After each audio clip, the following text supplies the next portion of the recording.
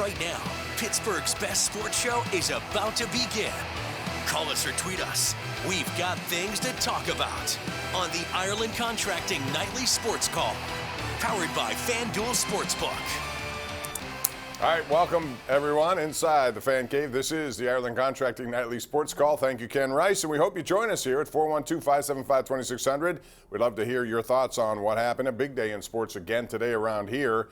And we have Penguins to get into, which I will in a second. But first, I want to start by bringing in Andrew Fillipponi up at 93.7 The Fan with another Pitt transfer, Andrew. This is 2 in 2 days, 2 starters. It's 4 over the last year and a half.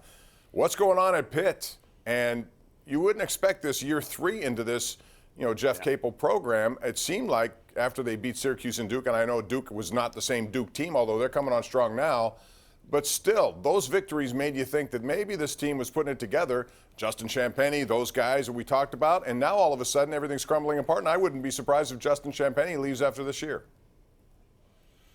Well, I couldn't help but notice the smirk on your face, Bob, when you mentioned the wins over Syracuse. I don't think that was by accident. No. We also, you noticed the colors of my shirt tonight, and also the guy producing the program might have taken exception to that when you made that comment. I think Jared has given up on Syracuse, to be honest with you. I do. The reality is set in. No, I'm just speaking from. I just like to get on him. He hasn't given up. Yeah, it's been almost 5 years since Pitt went to the big dance. And speaking of big dances, I'd like to, before we really get going, everybody needs to go to Selena's Instagram and look at the video of you and your dancing. Unbelievable, Bob. I don't know, you're what, 54? You're 51 years old? No, you look like you're 22 I feel like in this Bob video. Barker. It's incredible. Higher. Listen, the bottom line is that was our first. We did it on PTO just because we're starting a father-daughter dance, and we want it both to be something unique. It's going to be kind of a medley. We're going to feature all sorts of different designs of dance, and that was our first lesson. So I think for one to start, it was pretty good. But thank you. That was the first one. Yeah, the first time we were I want to talk about a natural. Hey, you know what it is? Good. It's stress reliever, and in this business, you need it. It's good to do. It's good exercise. I think everybody should do it, Andrew, and I'm sure you have it inside of you to dance, and I'm sure Amanda would appreciate that once in a while. No, I don't think she would. I embarrass her enough on shows like this. But anyways, Bob, I think there's a little bit of an overreaction to what's going on at Pitt here, and I'll give you a few reasons why. The first one is, what were they doing with these guys? They're 5-8 in the ACC. They're near the bottom of the league. They're 9-9. Now, I think it's a reasonable criticism to say of Jeff Capel, Xavier Johnson hasn't gotten better in 3 years. Good to see the player he was his freshman year when he was all ACC, like Zion Williamson, that freshman team, when he was lumped in with those great players, I haven't seen a kid improve at all. So, I think that in part is on the coach.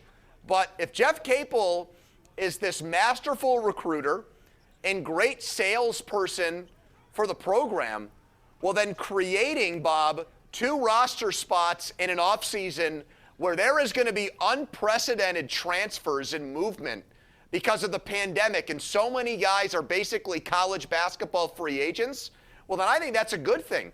If Capel's the real deal in the full package, he should be able to sell kids, look, you want to come play with the ACC's best player, Justin Champagnie?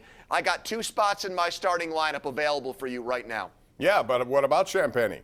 How about if this leaves a bad taste in his mouth? I don't know what his intentions are. There were some think he could go to the NBA. I'm not there yet. I mean, he's a very good player, and he's developed. He has developed quickly. Yeah. But what about his future? How about if he looks and says, 4 transfers now? Come on.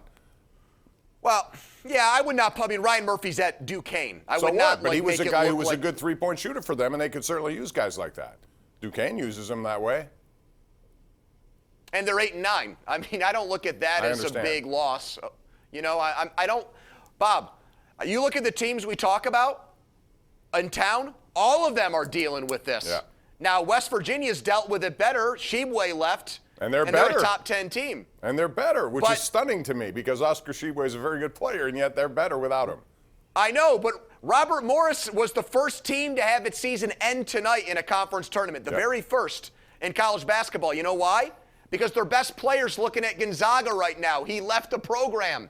I mean, it is all over college basketball. So to me, it's not a Jeff Capel problem. I understand. It's And you're right. We're up against a break here. But you're right about that. But now, if this is how it's going to go, then you better bring in good teams that can get guys who can, right off the bat, show that this team can turn around in a hurry. Anyway, we got to turn around and go to a break as we're over.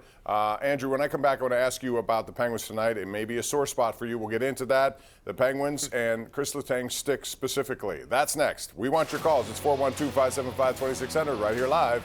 It's the Ireland Contracting Nightly Sports Call on Pittsburgh CW.